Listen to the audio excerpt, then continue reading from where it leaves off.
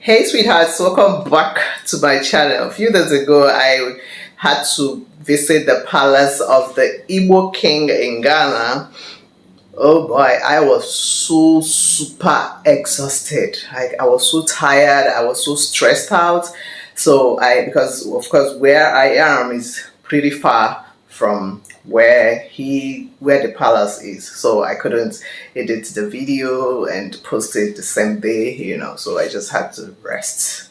Queen Abuna needs to rest.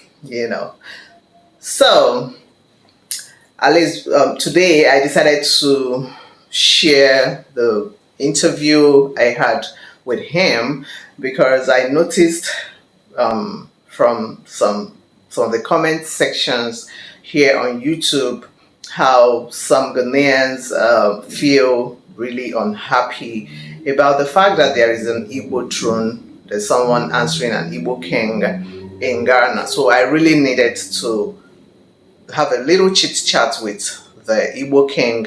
You guys remember I've talked about him here before, and I've talked about him, yes, and then I had to book an appointment with him, and I'm grateful that even with his busy schedules, he created a little time for me, even though I was even there late because of traffic and all that. But it was a sweet thing that I had to get to hear from the king's mouth himself about how being a king in Ghana feels like, what the law says about it, and all that. So you guys listen to the interview. I'm going to be posting it bit by bit, okay? Each part after the question. Right here, we are live at the palace of the most amazing Igbo one, His Royal Highness Eze Dr. Ambassador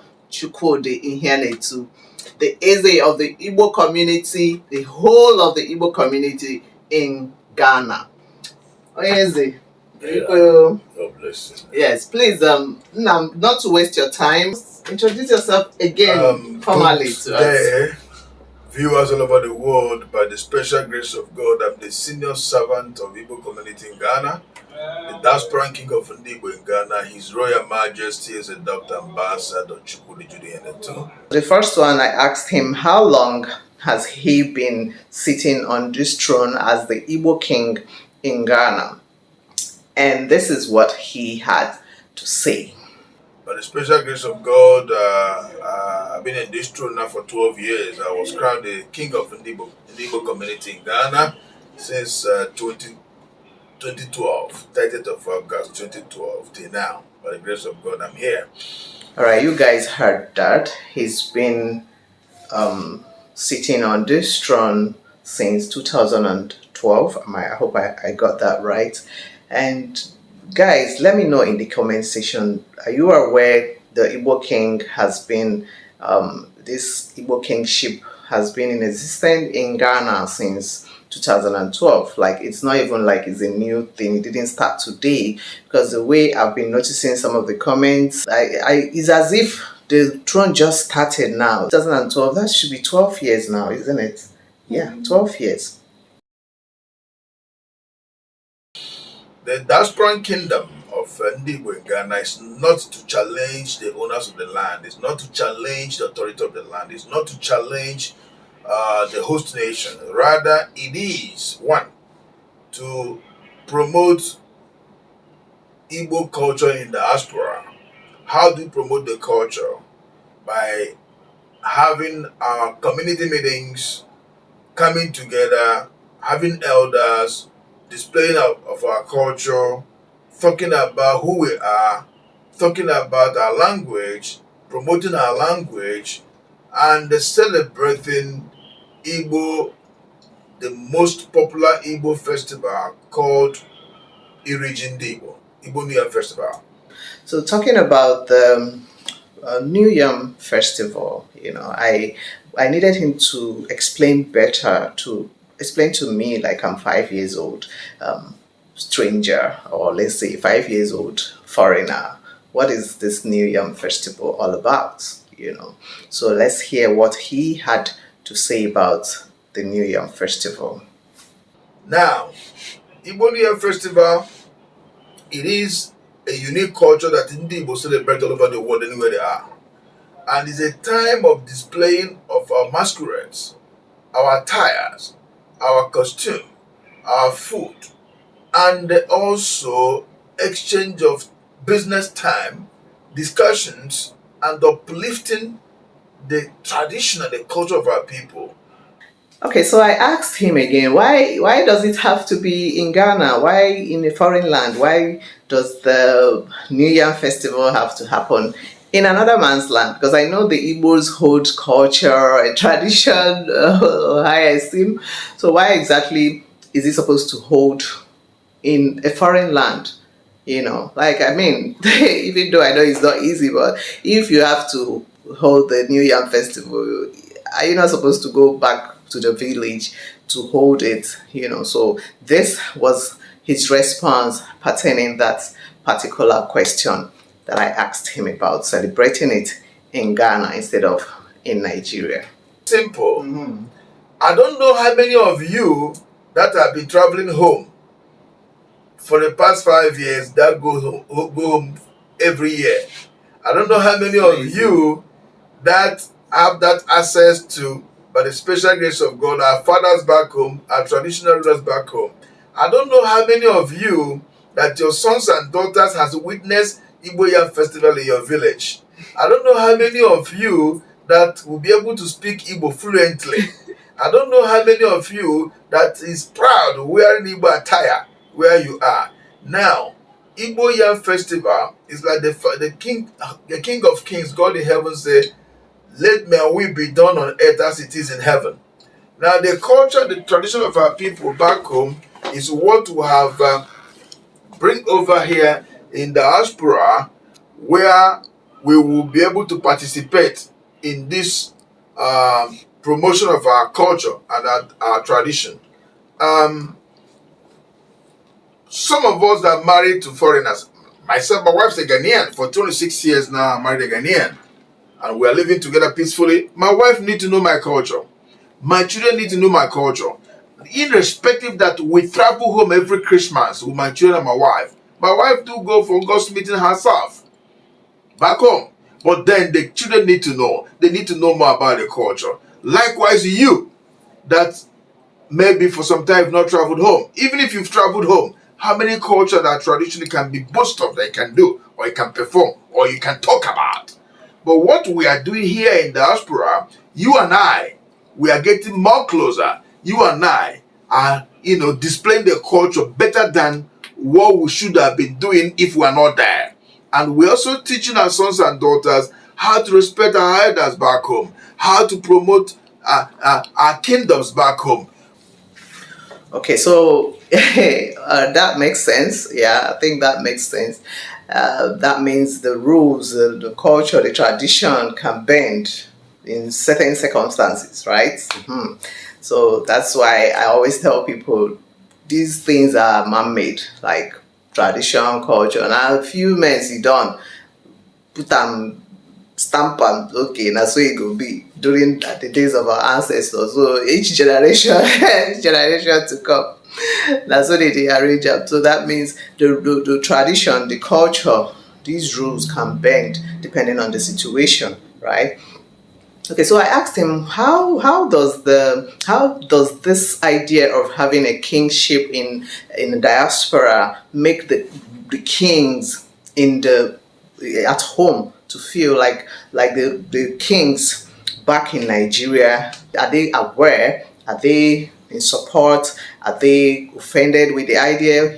So I really needed to have a better understanding, so that my audience can also have better understanding of the whole situation. If we don't hear from the horse's mouth, we're just going to be making assumptions on our own behind our keypads. So that was why I had to go to see the king and have a one-on-one chit chat with him, so he can explain better to us why and how this is going on, for a proper understanding of some of us that don't really know how it works, and then so that my Ghanaians can also understand that maybe it's not really what they think. it's not as bad as they think, that kind of a thing. So let's hear what he had to say. We are not in diaspora to challenge our fathers, the kings back home. We are rather their reps here, trying to educate our people how important it is that when you go home, you submit to the authority of your kings back home. Me and all the sub-kings we have here, based on the teaching that we learn from Ojuku, when we go home, we remove our cap for our kings back home, because they are our fathers, they are our kings. So we are not to challenge, but rather we are even helping and supporting our kings for their sons and daughters in diaspora like we to know what our culture and tradition is all about. So guys, you heard from the king himself. The kings back home are aware of this. They are rather assisting them to, it's more like spreading the gospel, right? So the kings back home are not against the idea of having these Igbo kingships in other countries, and it's more like them representing them in the diaspora, because of course the king can't be in the village and know what is going on in another country, what is happening with his citizens in another country. So I think it makes sense, right now. What do you think, guys, about this thing? In Ghana, do they have other chiefs and kings like, in diaspora? I'm sure definitely Africans all have people who represent them in other countries. Let me know in the comment section if it's the same with Ghanaians. Do they have like chiefs, kings in representing their people in different countries all over the world, or is it just an Igbo thing? I know the Nigerians of different tribes, they do it, but I don't know if it's only Igbos or if it's only Nigerians. Let me know in the comment section. Okay, so I asked him again that why does there have to be a body? Like, why does it? Because okay, like the day I talked about the other time, you hear him on Sunday, you go, we're going for a meeting, the Mbise meeting, they have those kind of, in diaspora, they come together, so I asked him, why is this, why does it have to be, where is there, why is there supposed to be a kingship with throne in diaspora in another man's country? Why does there have to be an existence of one at all? And this was what he had to say about it. Let's watch it together. So anywhere you are, if you're having doubt over why the Igbos have diaspora and kings, why the Igbos are promoting Igbo culture in diaspora, why Igbos are promoting our tradition, don't be biased over the question. The answers are what I just have given to you now. That also helps us to bring peace among ourselves when we're having problems, without going to court, without going to police, without going suffering. That also helps us, because Igbos, we are 100% traders, we're into commerce. That also helps us to be able to give out goods on credit to our people because of community relationship. You can trust each other. One can stand surety, guarantee for each other. This is also helping our sons and daughters coming out of the street, because we are standing as fathers to help them. So there's a lot of profit, a lot of dividends that have to do with the diaspora kingship. Oh, that makes sense. That makes sense. Like, maybe me too. I go join meeting. I go join. Which one I go join now? Will I join meeting of Ashanti women, or it be Igbo women? I go join their meeting. Oh, it makes sense. Like, really, like having each other's back, creating opportunities, assistance, stuff like.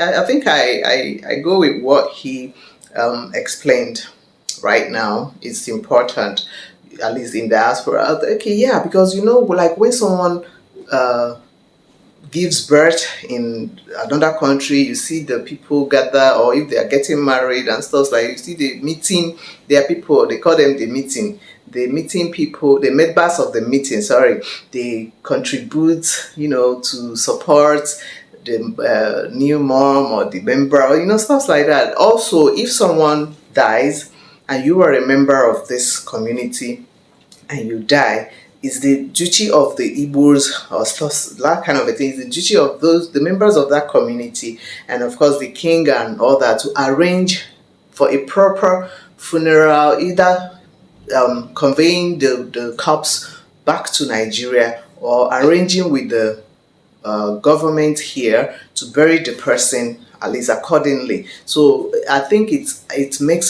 sense. There has to be some kind of representative in every country that one is, or maybe one is staying. Yeah, that makes sense. And then I asked him, don't you think it's against the law of Ghana, like the laws governing the land of Ghana, that there is a king, someone is answering a king in Ghana, when at least the whole world knows that, oh, there is a special, unique, mighty king, well known worldwide in Ghana, So how does the government feel about this development? How do the people, how do the Ghana parliament and all that, at least the laws, isn't it against it?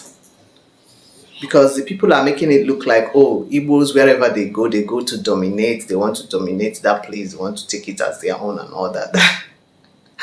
So he was rather explaining. So you're going to watch his response to that, because I used to think that, oh, maybe it's against their law. The way some Ghanaians really complain about it in the comment sections on YouTube, I used to think it was against the law, or maybe they just chose to do that by themselves. So when he explained this, it was a relief for me. At least now I'm not going to really be bothering my head about when people complain about it. So maybe these are people that have not asked questions, they've not asked the elders questions and all that. I really had to ask this question to be sure that, oh, we are not doing something wrong, or we are not going against the laws of the land. And this was what he had to say about it. We cannot dwell in the foreign land having a diaspora kingship without the approval of the owners of the land. Good. Without the approval of the paramountcies where we dwell. So before Igbo Ghana was established, the Ghana Traditional Council, the paramountcy, the Ghanaian that owns the land, approved it, inducted the throne. Good. That's today, Igbo, we have a permanent seat in Ghana Traditional Council because we're inducted there to the glory of God Almighty. So we are not operating in shadow, or we are not operating challenging the owners of the land. No, we are submissive to the authority, the traditional authority of the land, Ghana. We are submissive to governmental authority of Ghana. We are not just operating looking for troubles here and there. No, it's even helping our host nation.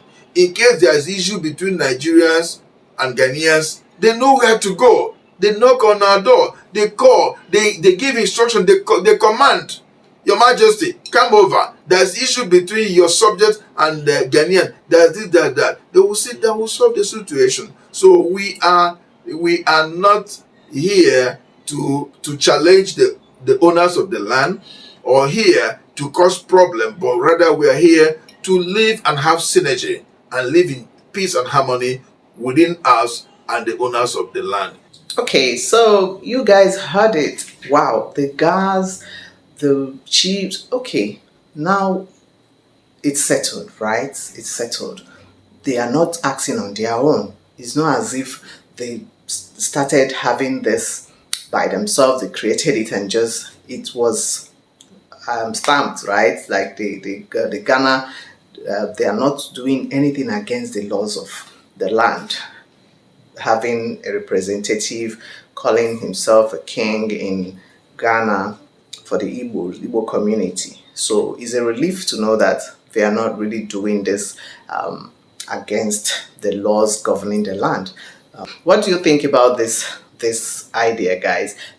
Now that we all know that it was approved by the people that are in power, the people that are in charge, the people that have what it takes to approve such thing. It's not like they are acting on their own or against the law. What do you have to say? Let me know in the comment section. Do you think it's still okay to keep frowning at the idea of having an Igbo king in Ghana?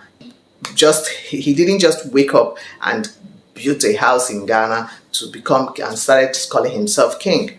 He followed the right processes and it was approved. So I asked him, Ghanaians are clamoring for Nigerians to leave their country. Or, there's this impression that Ghanaians, they don't like Nigerians. Even though I don't really blame the Ghanaians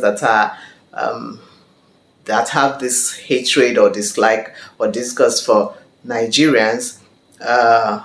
My only problem is that they tend to generalize it like like all Nigerians are the same. But so if you being a Nigerian, knowing fully well that you're not the ones committing these offenses and crimes that are giving Nigerians bad names, it hurts, to hear it. Because of course, if it's okay, all Nigerians should go. You're Nigerian, I'm a Nigerian, I have to go, right? So, and I don't want to go because I love it. I love motherland. Okay, so jokes apart. So I had to explain to him that this is what is going on. Are you aware that Ghanaians don't like Nigerians and they are clamoring for Nigerians to leave their country? He was like, no, Nigeria, that's not true. That Ghanaians love Nigeria. Okay, let's hear him. Let's watch this part and hear what he had to say about this particular impression that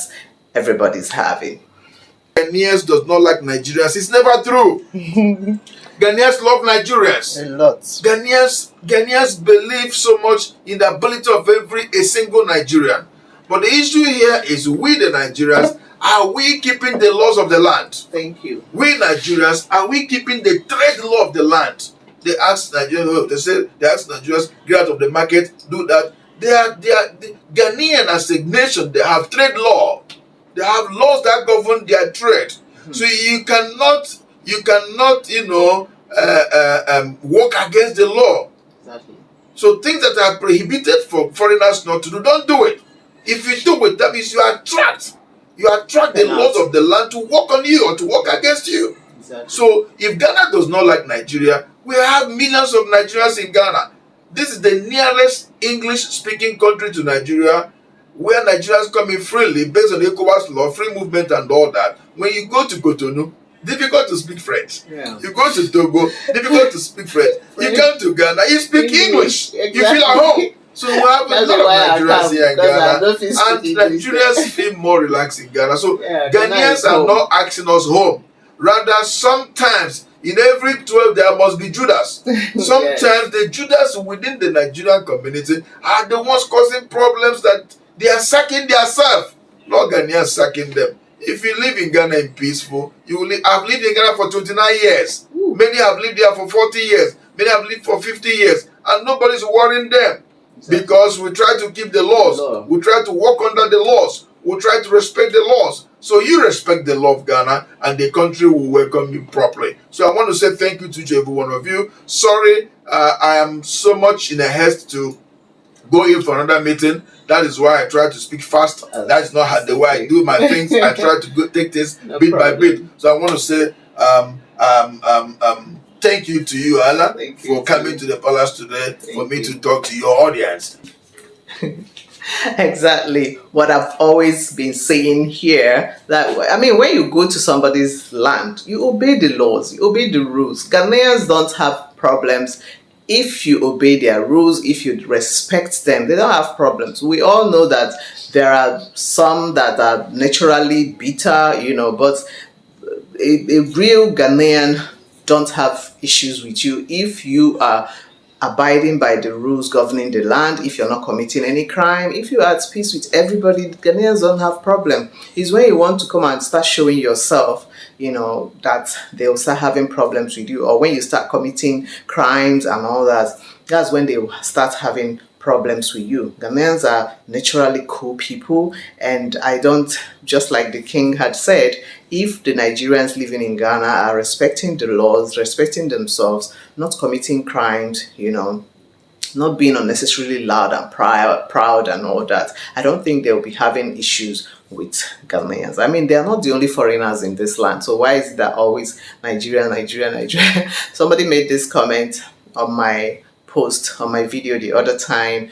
I need to address this now. So he said that we talking good about Ghana is making is attracting people to come to Ghana and all that, and read what he had to say is right there on the screen. So I just responded to him that this orientation, this his belief is worrisome, because I mean, who wouldn't want anybody to talk good about their country? And if we talking good about the country is attracting a lot of people, I'm sure it's not a lot of foreigners. And he mentioned Nigerians, so definitely he's one of the anti-Nigerians. I understand, but then the fact is, if we talking good about Ghana is attracting a lot of foreigners, that means it's going to attract both good and bad, right? Which we are not praying for it to attract the bad.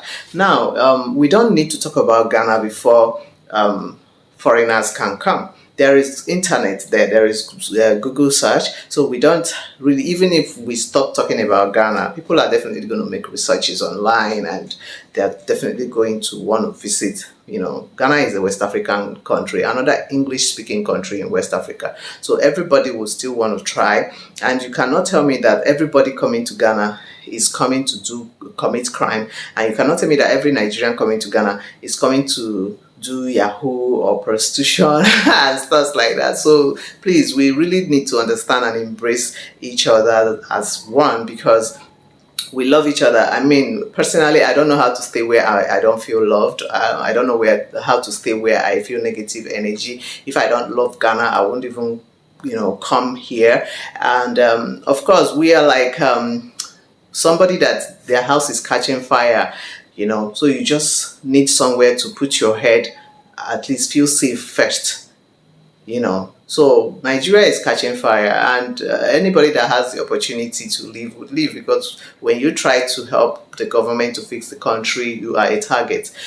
So if Nigeria was peaceful, if everything was okay in Nigeria, I'm not sure Nigerians would even want to leave Nigeria, because truth be told, all these countries are more expensive than Nigeria. That is the truth. I lived in Benin Republic. I know what I had to spend, based on the fact that Sefa is higher than Naira. So imagine if you are earning in Naira and then you're spending in Sefa, or even in cities, because city is higher than Naira, Sefa is higher than Naira. So you should understand that we living outside Nigeria is not that convenient for us, because it's making us spend more than we would have spent if we were in Nigeria. But but you see, if it's that convenient, why would we have to leave? So please, guys, some of my Ghanaians that are always having this disgust and hate about Nigerians, I understand maybe you've had one or two experiences with Nigerians that didn't go too well, with some Nigerians that didn't go too well, but it's really not cool to conclude that everybody is like that. I personally have had my own ill experiences about Ghanaians. Some Ghanaians, even relationship wise, I've had a shocking experience about a Ghanaian, but I don't hate Ghana. I still love it here. I'm going to still date another Ghana man. You know what I'm saying? I don't cancel Ghanaians completely because of one, negative experience. All right. So we really don't have to keep doing this to ourselves. We have to embrace love and unity and peace. Okay, please, I am begging, that orientation, please remove it from your mind. It's we talking good about your country is a good thing. It's going to attract both investors. It's going to attract people that are going to come and experience the beautiful. If everybody stops coming to Ghana, and how many Ghanaians go to all these tourist centers, visit all these places that we talk about online? How many Ghanaians do that? That's the question you should ask yourself. Majority of these beautiful places that are bringing in income into the country, there are foreigners that are coming to experience the beautiful cultures, beautiful locations and all that. They come and spend their money, right? They are not coming to do it for free. So yes, I'm not disputing the fact that some Nigerians have really had their bad record in the past. Because I'm seeing some of the videos that Rush Online has been sharing, and I really feel so upset about these Nigerians doing these things. But then the only relief I have is that these things are years ago, 5 years ago, 3 years ago. It's not like there's any current situation like that. So that means there is being changes, right? That means the government is really working. That means the crime rate is reducing compared to how it used to be. And it's my prayer and my wish that it stops completely. Nobody deserves to have your peace being disrupted in your own country. Nobody deserves it. Everybody deserves to, when you're in your house and then someone comes, you have to continue enjoying the peace and love that you're enjoying. Nobody deserves that somebody comes into your house and then starts stressing you, start making noise, starts getting you upset, stuff like that. So I want to officially apologize to Ghanaians again on behalf of whatever all these Nigerians must have done in the past to them. It's really not cool. It's unacceptable. I'm not going to say I am happy about hearing all those things, but I'm happy that Ghana is a country that the law works. So whenever all these people do these things, they get arrested, they face the law, they serve their jail times, and I'm happy about it. And when they are done, they are deported and they will never step into Ghana again. So apparently, probably that's what has been happening, why the crime rate is reducing. And I kudos to the Ghana police. They are working, and I pray they continue to work. Anywhere they hear about all these bad ex-Nigerians, they should fish them out and send them back to Nigeria, because they are the ones making a lot of people to hate Nigerians, in Ghana. So thank you guys for this. I hope I don't know, Oga that dropped this comment on my video, please change that mindset. All right, it's a good thing that we are talking good about your country. Nobody will be happy if they talk badly about their country. So if your country is not beautiful, if your country doesn't have sweet things that people should talk about, nobody will be talking about it, right? So please embrace love, okay? Whatever any Nigerian or Nigerians have done to you or yours, kindly forgive them and embrace peace. All right, thank you so much. Okay, so I asked the king to talk about the New Yam Festival coming up, the date, and let's hear what he has to say about the New Yam Festival. Come, we are celebrating the Igbo New Year Festival, one of the biggest diaspora festival in Ghana. We are promoting our culture. There will be a lot of display of our masquerades, our attire, and things that had to do with Igbo. Last year we had over 15,000 people, and this year we're spending over 20,000, and you are part of that 20,000. And I am part of it. Ayla is part of it. Come, let's celebrate our culture and make Nigeria great and make Africa great. God bless you. I love you all. Thank you so much. Thank you. Thank you so much. All right, guys, you had it right from the king himself. Please, Nigerians in Ghana, if you respect the Ghanaian laws, there won't be problems. So don't come and be insulting them. Don't come and be disrespecting them. No. Don't come and be behaving as if you are the owner of the land. Nowhere. Anywhere you go, you have to respect the laws governing that land. Yes. So I know, just as he said, Ghanaians don't have problem. If you obey their rules, their laws, you can live in peace. Yes. So see you guys next month, September 15th. Yes. I'll be there live to eat the yam myself. Yes. So if you want to meet a Hemabona live, see you right there.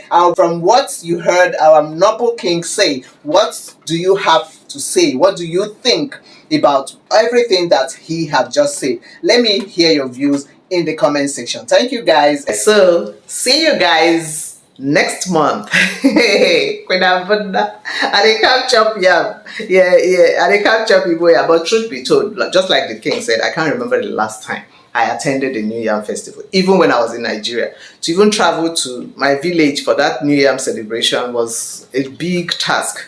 You understand? So it's really cool to still feel it again. It's cool to still have the experience again. It's a lot. It's over 15 years. What am I saying? It's over 20 years I visited Mbise for New Yam Festival. And it's a very big festival. Oh. This New Yam Festival is a very, they have Ojim Mbise, that's Kola Nut Festival. They have the New Yam Festival. So it's going to feel really, it's going to bring back beautiful childhood memories for me. So I'm going to attend it. So if you are free on that day, this is the date right here on the screen. If you are going to be free that day, please, let's have a date at the Iriji. Let's go and eat Nigerian Igbo Iriji together, okay? And then get more acquainted from there. All right, guys? So let me know in the comment section, will you be attending the Iriji Festival next month, or what do you think? And please, it's not as if it's gonna attract. Let me tell you the truth. Flight tickets now from one state in Nigeria to another is over 200,000 naira, and that is over 2,000 something Ghana cedis, right? Now, how many people do you think can afford the international flights, like from Nigeria to Ghana, even if it's by road?